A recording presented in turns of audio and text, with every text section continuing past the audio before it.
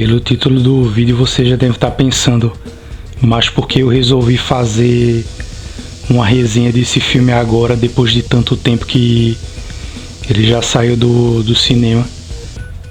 É que eu vi esse filme há um tempo já, há muito tempo, e não vi o filme no cinema, mas eu escrevi a resenha prestando atenção ali nos detalhes, nos pontos positivos e negativos do filme.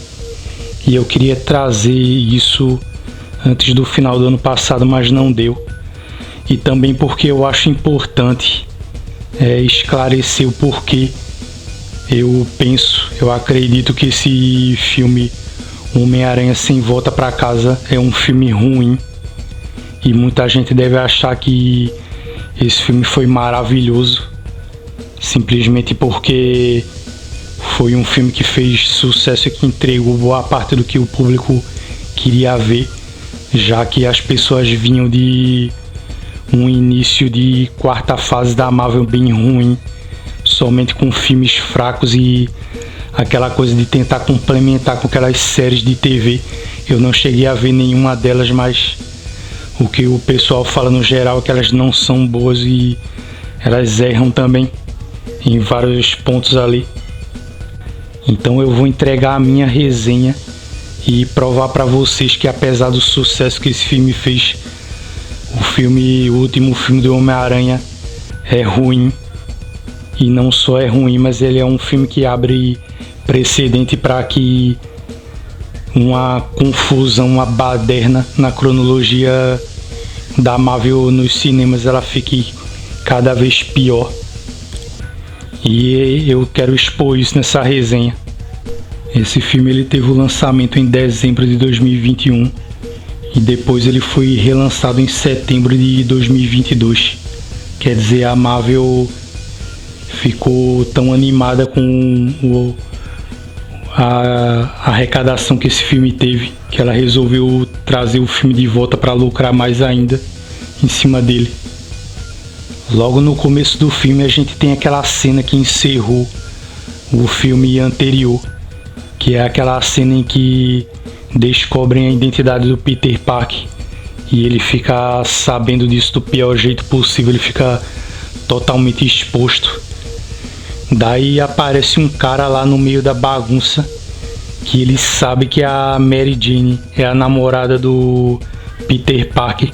Vai lá, diabo saber como ele descobriu isso. Não deixaram claro se o cara já conhecia a Mary Jane ou se simplesmente foi uma coisa tipo arranjada na história, uma coisa que não tem lógica, não se encaixa. Mas ficou estranho a ideia de alguém logo saber, porque a Mary Jane estava lá no meio da multidão e os caras logo apontaram: olha, essa aqui é a namorada do Homem-Aranha, sendo que eles não deixaram claro como diabo o cara sabia que ela tinha alguma ligação com Peter Parker. Outra sequência que não fazia sentido ali é aquela em que, na verdade, dando continuidade a esse começo, mas uma parte em que aparecem helicópteros ali, porque eles já descobrem a identidade do Homem-Aranha e brotam helicópteros no ar para ficar perseguindo o Peter Parker ou o Homem-Aranha no meio da rua, de uma hora para outra, como se eles tivessem aparecido do nada, só por saber que a identidade do Homem-Aranha tinha sido revelada. Seguindo num detalhe do filme, eu vou falar um pouco sobre a escolha da Marisa Tomei como a Tia May. Eu nunca achei que essa escolha tinha colado. Eu não acho que ela ficou tão bem como Tia May, porque não fazia sentido nenhum ela ser tão jovem. Ela nunca foi jovem, mesmo quando o Homem-Aranha era adolescente e a Tia May já era velha. E mesmo que os outros digam: mas a Marisa Tomei ela é uma milf, ela é bonita e tal, ela ficou bem no papel, mas não tem nada a ver. Eles deveriam ter reproduzido a Tia May como uma senhora, já como uma mulher idosa, do jeito que ela é nos quadrinhos.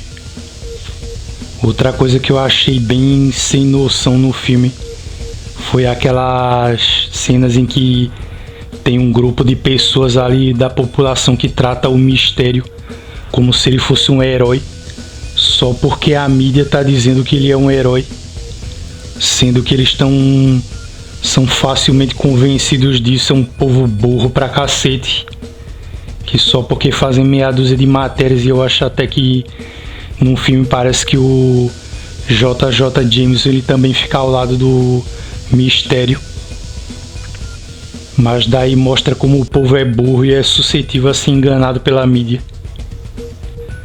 Daí, se aproximando mais do próprio Homem-Aranha, da figura dele, a gente percebe que os coadjuvantes do personagem, a maioria deles estão descaracterizados e a maioria parece um bando de babacas ali, de imbecis que só ficam lá para gerar cenas de piada. A Tia May não parece com a Tia May, porque é jovem demais, como a Marissa Tomei é ainda para representar uma mulher idosa. Lógico que a intenção deles não foi essa, mas a personagem originalmente ela é desse jeito. Aquele cara lá que era o ajudante do Tony Stark também só serve para ficar gerando piadinha. A Mary Jane tá totalmente descaracterizada. Colocaram aquela menina lá aguada, sem graça.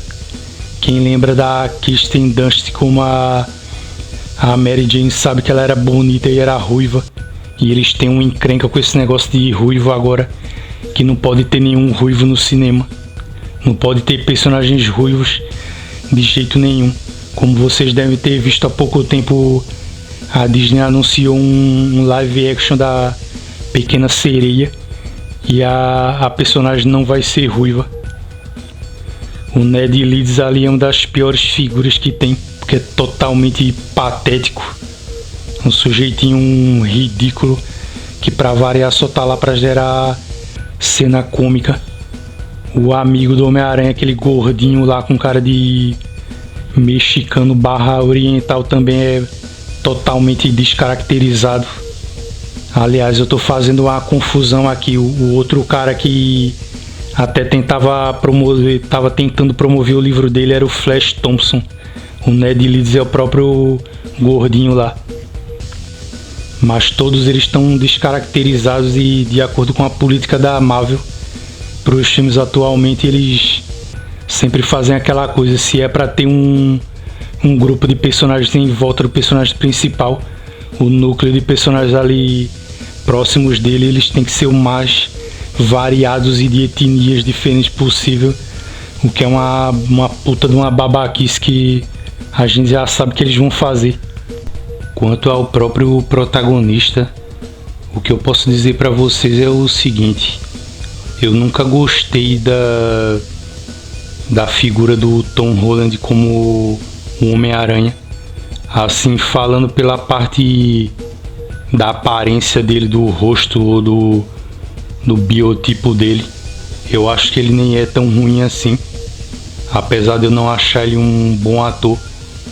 Mas o pior nisso tudo pra mim é a caracterização e a postura que deram ao personagem, porque eu tenho que lembrar vocês aqui e contextualizar o seguinte: o Homem-Aranha, quando ele foi criado, mesmo quando ele era um adolescente, ele era um cara tímido e tal, mas ele recebeu uma criação boa dos tios dele, porque ele era órfão, mas ele sempre procurava resolver as coisas, mesmo do jeito dele, tendo os problemas dentro ou fora de casa, de ser tímido, de não conseguir falar com as garotas e sofrer bullying dos caras na escola por ele ser um CDF, mas ele sempre procurava resolver as coisas e encarava, sem ficar trazendo os problemas da escola para casa.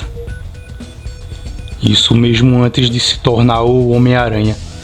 Depois que ele se tornou o Homem-Aranha, ele ganhou mais autoestima e enfrentava os personagens, e mesmo quando ele tinha alguma batalha difícil ou ele tinha que investigar alguma coisa, ele fazia tudo por conta própria.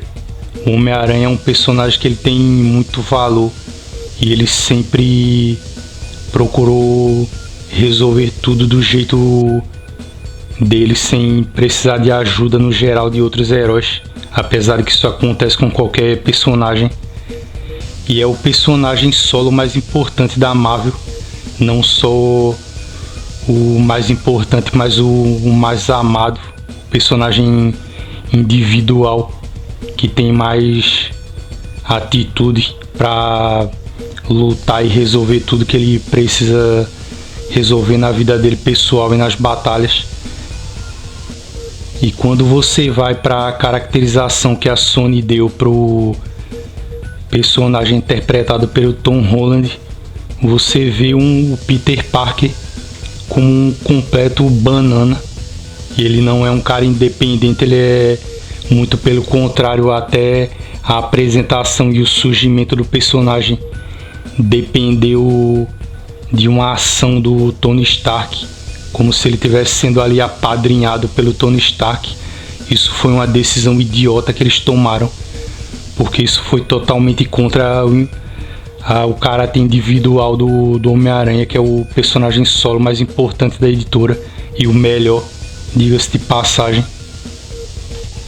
E o Peter Parker da Sony, e também posteriormente quando a Marvel Studios passou a fazer ele, quando a Disney adquiriu a Fox, ele sempre foi esse personagem que ele se mata para ganhar a atenção e o afeto daquela Mary Jane lá, aquela menina esquisita, encruada, que eles escolheram para fazer o papel da Mary Jane, ao invés de aquela Mary Jane bonita interpretada pela Kirsten Dunst nos filmes do Sam Raimi. Ele depende de todo mundo, ele depende do Tony Stark, ele depende dos personagens em volta dele, ele depende do rap, depende da própria Tia May, e parece sempre que ele nunca tem como agir por conta própria ou resolver as coisas por conta própria. Ele sempre está precisando de alguém para resolver as batalhas dele. Parece que ele nunca tem ideia do que fazer sozinho. E para piorar, tem aquela coisa dele ser subserviente ao Tony Stark enquanto o personagem ainda era vivo. Parecia que o Homem-Aranha era um tipo de office boy, que o personagem era um garoto de recados do Tony Stark. Eu tenho certeza que quando vocês viram aquele filme do Capitão América Guerra Civil lá atrás, vocês devem ter estranhado isso, apesar de que eles fizeram toda aquela onda para finalmente apresentar o Homem-Aranha no universo da Marvel. Mas depois eles seguiram fazendo aquela coisa ridícula que parecia que o Tony Stark era um tipo de patrocinador dele, que até o traje do Homem-Aranha tinha que ser feito pelo Tony Stark, e que o Tony Stark se intrometia em várias coisas até chegar ao ponto de ir lá no apartamento do Peter Parker e ficar dando cantada em cima da Tia May, o que é totalmente ridículo isso. E ficou nessa coisa como se o Peter Parker precisasse sempre de alguém que fosse o tutor dele, porque ele não conseguia fazer as coisas que o Homem-Aranha dos quadrinhos conseguiu fazer, mesmo nos primeiros anos de atuação dele, sem a ajuda de alguém. Isso é que doeu de ver nessa caracterização do Homem-Aranha. O Peter Parker é um personagem hesitante, ele tá sempre gaguejando, ansioso daquele jeito, como se ele não soubesse o que fazer, e ao mesmo tempo ele ficasse tentando agradar os outros que vão dizer a ele o que fazer, até chegar no ponto ridículo em que chegou, em que você ficava ouvindo o Peter Parker o tempo inteiro dizendo: Senhor Stark, eu posso usar aquele traje novo que o senhor construiu para mim? Senhor Stark, você acha que eu fiz certo ao derrotar tal vilão daquele jeito? O Senhor Stark, eu borrei as minhas fraldas, eu posso ir no banheiro trocá-las? Aí você fica pensando: puta que pariu, nem parece que eu tô vendo o Homem-Aranha dos quadrinhos aqui.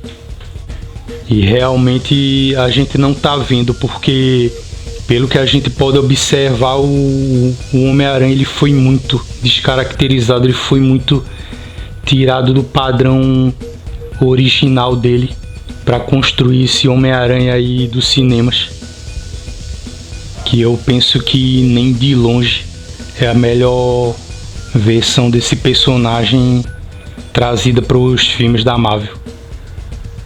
Daí na sequência a gente tem a pior cena que eu acho desse filme, que é a cena mais patética e estragada do filme, que eles vão usar como justamente como motivo para a criação do tal multiverso, a abertura das multirealidades do universo Marvel dentro do cinema, que é aquela cena em que o Peter Parker, por motivos pessoais, ele vai pedir ao Doutor Estranho que faça uma magia, um feitiço lá, seja lá o que diabo for, para que se volte no tempo ou que se altere a realidade a ponto de apagar o fato de que as pessoas descobriram a identidade dele.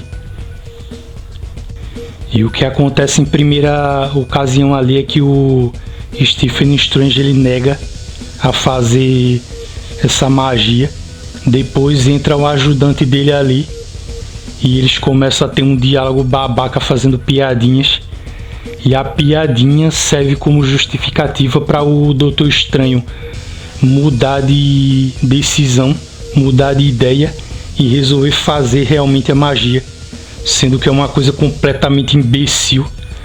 O Doutor Estranho foi extremamente irresponsável nessa sequência de uma maneira ilógica, porque na hora que ele está fazendo a magia, o Peter Parker fica tentando alterar várias vezes. Não, agora que só saiba quem eu sou, Homem-Aranha, a Mary Jane e o Ned Leeds. Ah não, agora que saiba também a Tia May. Aí fica nessa palhaçada. O Doutor Estranho fica se queixando que o Peter Parker fica mudando o feitiço o tempo inteiro, mas ao mesmo tempo ele muda o feitiço sabendo do perigo que isso ia ocasionar. Quer dizer, esse Doutor Estranho do filme do Homem-Aranha é uma besta quadrada e um irresponsável. E eles quiseram dizer que a culpa na verdade foi do Peter Parker por ficar tentando mudar o feitiço direto, mas o Doutor Estranho não tinha obrigação nenhuma de obedecer o Peter Parker, sabendo que aquilo ia ter uma consequência muito maior. Então isso é patético, saber que o multiverso da Marvel vai ser gerado em primeiro lugar por causa de uma piadinha que reverteu a atitude irresponsável do Doutor Estranho, e que ele mais irresponsavelmente ainda ficou modificando o feitiço só porque um cara que é jovem, como o Homem-Aranha, ficou pedindo para ele alterar o tempo inteiro. Isso é ridículo e vexatório, a justificativa que eles usaram para que se desse abertura para o multiverso. Outro problema que a gente percebe no filme é essa coisa de você colocar os vilões que já vêm de filmes da Marvel mais velhos, não desde o início, mas isso começou bem lá atrás também. Por exemplo, com o Thor, isso aconteceu com os Guardiões da Galáxia, que é você pegar e ridicularizar os vilões, fazendo eles serem piadistas ou protagonizar alguma piada. Isso tira completamente o impacto dramático do vilão, transforma um personagem que deveria ser ameaçador num palhaço.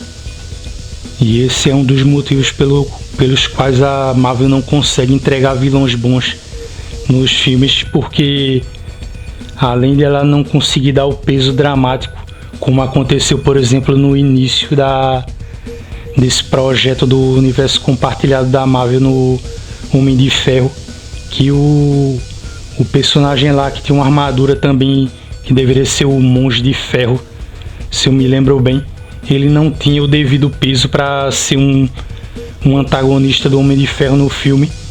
E em vários outros filmes da Marvel os vilões também ficam apagados demais ou não tem tanta graça, não tem tanta importância como deveriam ter. Outra coisa, naquelas sequências em que os vilões estavam dentro de um apartamento que o... Eu lembrei agora, o nome do personagem é o Rap.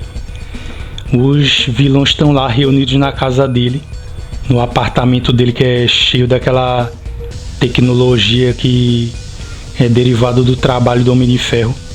E eles têm uma máquina lá que é uma máquina, isso aí serve como se fosse aquelas muletas de roteiro. É uma máquina, inventa tudo. É tipo aquele personagem dos X-Men, que ele simplesmente tem o poder de inventar qualquer coisa, o que serve à conveniência do filme, porque é essa máquina que ajuda o Peter Parker e eu acho que outros personagens estavam trabalhando nisso, a inventar um inibidor pro Dr. Octopus. E só para destacar, esse filme do Homem-Aranha tem vários vilões. Tem o Duende Verde, o Electro, o Dr. Octopus, o Homem-Areia e o Lagarto. Eu acho que eu não esqueci nenhum deles. E alguns desses vilões aí, eles têm alguns diálogos que são bem abobalhados, são bem bestas mesmo. O que definitivamente é uma coisa que não ajuda na construção da ameaça do filme ali na história. Num certo momento ali, quando o Doutor Estranho aparece com um artefato lá que é um cubo, que pode mandar esses caras de volta para a realidade deles, respectivamente, cada um numa realidade diferente dos filmes do Homem-Aranha. O Homem-Aranha tem uma luta com o Doutor Estranho, e por mais que o Homem-Aranha se empenhasse para tentar enganar ou ganhar do Doutor Estranho, a verdade é que aquela luta não teve sentido nenhum. O Doutor Estranho perder só porque o Homem-Aranha prendeu ele com teias, isso é ridículo. E essa luta no geral, ela só serviu para que o Doutor Estranho fosse tirado de cena, fosse jogado para escanteio, e ele fica desse jeito durante a maior parte do filme. Eles fazem isso pelo fato de que se o Doutor Estranho ele fosse enfrentar os vilões do Homem-Aranha, ele teria muito pouca dificuldade para deter cada um deles ou todos eles juntos ao mesmo tempo, porque ele é o Doutor Estranho. Ele, de acordo com a própria história dos filmes da Marvel, ele chegou a ser o Mago Supremo, então ele não deveria ter dificuldade para deter esses personagens, até pelo fato de que a gente sabe que o Doutor Estranho, em nível de poder, ele está muito acima desses personagens, todos eles juntos ao mesmo tempo. Se você for ver, no Doutor Estranho ele não perderia para nenhum dos inimigos do Homem-Aranha, e nem, na verdade, com todos eles reunidos. Então eles tinham que tirar o Doutor Estranho para escanteio, jogar ele pro lado para ele poder não atrapalhar e a trama seguir, com o Homem-Aranha tendo o problema dele de enfrentar os vilões. Outra coisa que a gente pode perceber na trama do filme é que não só esse truque fuleiro de escantear o Doutor Estranho foi para fazer a história render, como se não fosse pelo fato de que o Homem-Aranha tivesse essa ideia estúpida de ajudar os vilões. Não fazia sentido nenhum para que o Homem-Aranha querer mudar os vilões, porque ele acredita que eles poderiam se regenerar ou qualquer coisa desse tipo, que foi uma coisa estúpida. Eles só usaram essa desculpa porque se ele concordasse em mandar eles de volta para a realidade deles, ele resolveria o problema e o filme não teria nem por que durar tanto tempo. Mas eles fizeram isso para esticar a história do filme e gerar um conflito óbvio que ia acontecer, que ele não ia conseguir ajudar nenhum deles e que eles não iam aceitar serem regenerados pelo principal oponente deles, que é o Homem-Aranha. É uma questão de lógica pura, e eles mandaram essa besteira no filme como se tivesse chance de escolar. Tem outra cena que expõe um furo de roteiro ridículo, que é quando tem aquela sequência toda após a sequência em que o Homem-Aranha tenta ajudar os vilões e faz todo aquele esquema e blá blá blá. Daí dá tudo errado, como todo mundo já sabia que ia acontecer, porque ninguém é tapado Eu acho que nem um público burro que foi assistir esses filmes no cinema, eles achavam que isso ia dar certo, o Homem-Aranha ajudar os vilões. Acontece aquela cena em que o prédio é destruído e naquela sequência toda tem uma falha de roteiro ridícula, que é aquela coisa, só bastava alguém que tava lá no prédio, no apartamento do Rap, ligar pra Mary Jane para ela acionar o cubo, que eles iam evitar aquilo tudo, inclusive a sequência em que a Tia May é morta no filme. Mas nem o Peter Parker, nem o próprio Rap, nem a Tia May pensaram em simplesmente ligar para Mary Jane e dizer: Mary Jane, aperta essa porcaria desse botão e manda os caras de volta antes que eles destruam tudo ou matem alguém. Quer dizer, um furo ridículo de roteiro. Outra coisa completamente sem pé nem cabeça no filme foi aquela ideia do Ned Leeds ele usar magia. Eu acho que eles disseram: o ator parece um pouco com o cara que é o ajudante do Doutor Estranho. Então eles inventaram essa besteira que é só uma desculpa esfarrapada para uma muleta de roteiro, para que as coisas se encaixassem e eles pudessem trazer os outros personagens.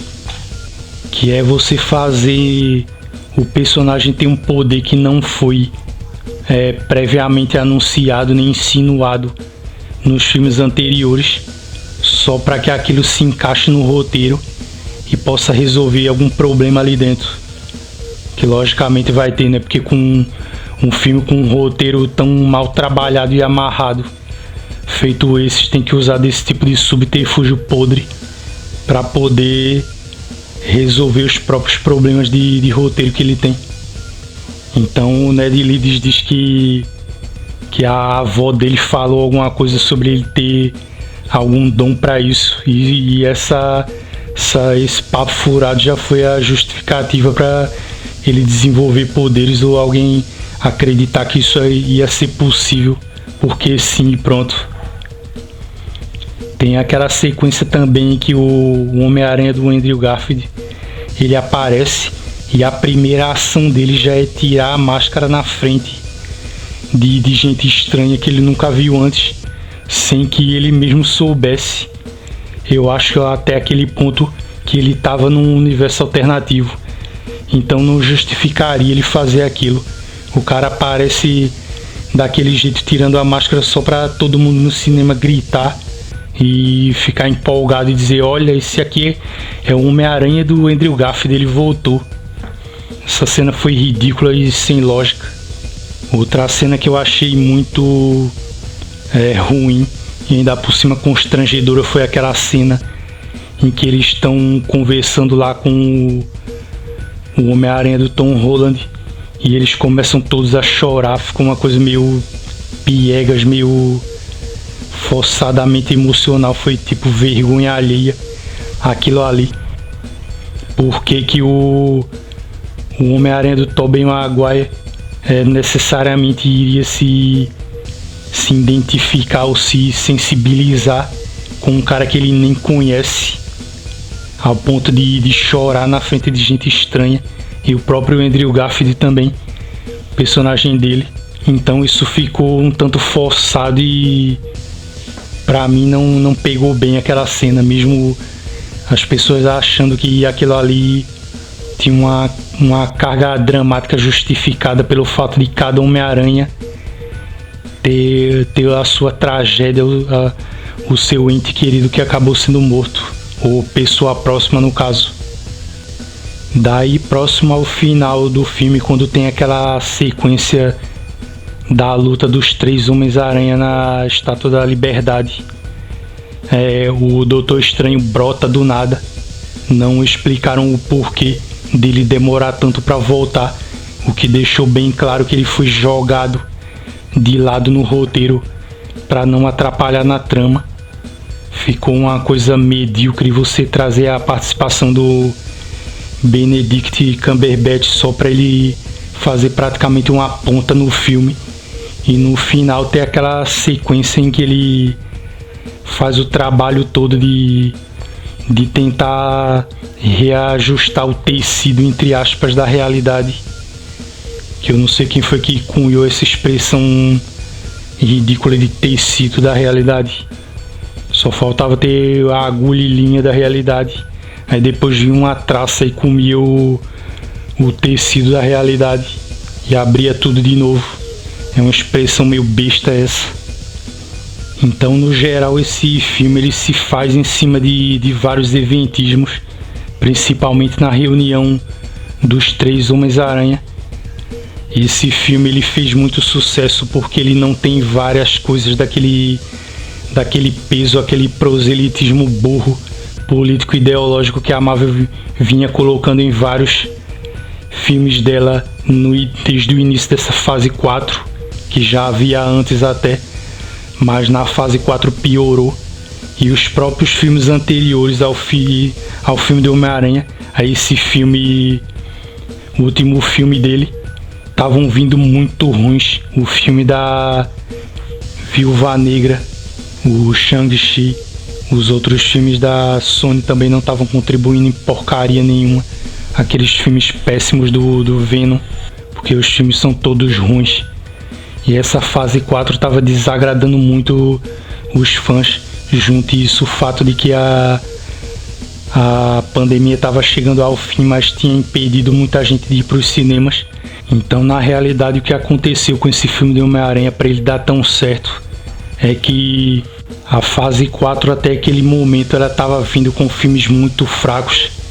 A pandemia tirou o público do cinema e depois de passar quase 2 anos sem poder frequentar as salas, o público estava com uma vontade muito grande de ver um grande filme da Marvel no cinema. E esse filme veio para suprir, porque foi um filme que não veio com panfletagem, pelo menos não exagerada como os outros filmes estavam vindo. O vácuo deixado pela qualidade dos filmes anteriores, da fase anterior, fez com que as pessoas não se engajassem em ir para o cinema ver esses filmes que eu citei antes. E o fato do filme ter a proposta de trazer 3 Homens-Aranha, tem um orçamento bom, efeitos especiais razoáveis e trazer um evento de impacto que ia gerar uma nova abertura para que se colocassem ali vários novos personagens da Marvel, que é isso que eles têm com essa ideia de expandir para o multiverso, fez com que as pessoas fossem para o cinema por essa carência de um filme grande, de peso de verdade da Marvel. Daí a gente viu esse filme arrecadar 1,9 bilhão no mundo inteiro, que é um lucro gigantesco. Mas na verdade esse filme ele não tem a qualidade que devia ter e também não tem um roteiro bom para iniciar essa proposta nova que a Marvel quer para os filmes dela no cinema. Então, de pontos positivos nesse filme, eu pude observar, pelo menos assim, o uniforme de Homem-Aranha tá bom, com aquela coisa de ter braços mecânicos, apesar de que eu prefiro o Homem-Aranha tradicional. O uniforme mecânico dele ficou bem feito também. Ali uma coisa que pouca gente percebeu é que nós temos ali no filme 2 personagens que foram criados pelo Steve Ditko atuando juntos, que são o Doutor Estranho e o Homem-Aranha, apesar de que eles já tinham aparecido antes nos Vingadores. Não dá pra negar que você vê os 3 Homens-Aranhas reunidos ali é uma coisa boa, é uma coisa empolgante, só que deveria ter sido feito de um jeito melhor, com um roteiro bem feito e bem amarrado e sem falhas de lógica, tanto nos eventos que acontecem no filme como de ação dos personagens, que também não fazem sentido, e também pela parte de alguns efeitos especiais e cenas de ação que ficaram bem feitas. Mas tirando isso, o filme ele tem mais problemas do que qualidades. Pela parte ruim, a gente tem o tal multiverso da Marvel nascendo dentro de uma proposta podre de um filme que está cheio de buracos de roteiro, com uma justificativa tosca e mal elaborada. tem os problemas recorrentes dos filmes da Marvel de ficar transformando filmes de super-heróis em comédias, porque a gente vê claramente na intenção da Disney ficar carregando na comédia para trazer esse público abobalhado que vai pro cinema para rir dos heróis, ao invés de se empolgar e se inspirar com uma história bem feita, bem construída, o que não significa que os filmes não poderiam ter senso de humor, mas que isso deveria ser colocado de um jeito inteligente, e nesses filmes da Marvel isso não acontece definitivamente. Basta ver o desastre que foi esse último filme do Thor, onde nem o próprio ator, o Chris Hemsworth, ele suporta mais viver o Thor no cinema, por causa dessa caracterização patética que deram para um personagem que não tem nada a ver com essa abordagem que eles fizeram nos filmes, de ser um retardado mental e ficar o tempo inteiro fazendo piadinha. E para fazer uma consideração final, eu posso dizer a vocês que eu não gostei desse filme. Eu achei ele ruim, esburacado, com os personagens com motivações mal construídas. Não é pelo fato do filme ter um orçamento bom e tecnicamente algumas coisas serem bem feitas ali que o filme pode ser considerado um bom filme. Na média, o público que vai pro cinema não tem opinião, e não tem opinião crítica, e não tem a capacidade de avaliar a qualidade de roteiro. É por isso que eles acharam esse filme essa maravilha toda. E além disso, como acontece nos quadrinhos, para quem acompanhava os quadrinhos antes mesmo dessa onda de filmes de super-heróis começar lá atrás, no início dos anos 2000, e também para quem é mais jovem, mas procura se aprofundar na história real dos personagens, que é o que está nos quadrinhos e não nos filmes, a gente percebe que, assim como acontece nos quadrinhos, eles estão começando a utilizar elementos que são desgastantes para as histórias. Você vê, por exemplo, que essa ideia de ampliar para o multiverso, isso só vai gerar mais confusão para filmes que não eram tão bem encaixados assim quanto as pessoas pensam. Que tem gente que até hoje jura que a interligação dos filmes da Marvel e a construção toda é perfeitamente encaixada, mas não é. Patético algumas coisas que eles fizeram ali, que provam que os filmes não foram pensados para funcionar de forma a ter coesão no roteiro e reunir o universo com aqueles personagens todos juntos. E essa ideia de ampliar para o multiverso, podem ter certeza, e escrevam o que eu estou dizendo, isso só vai piorar tudo, isso só vai gerar mais confusão.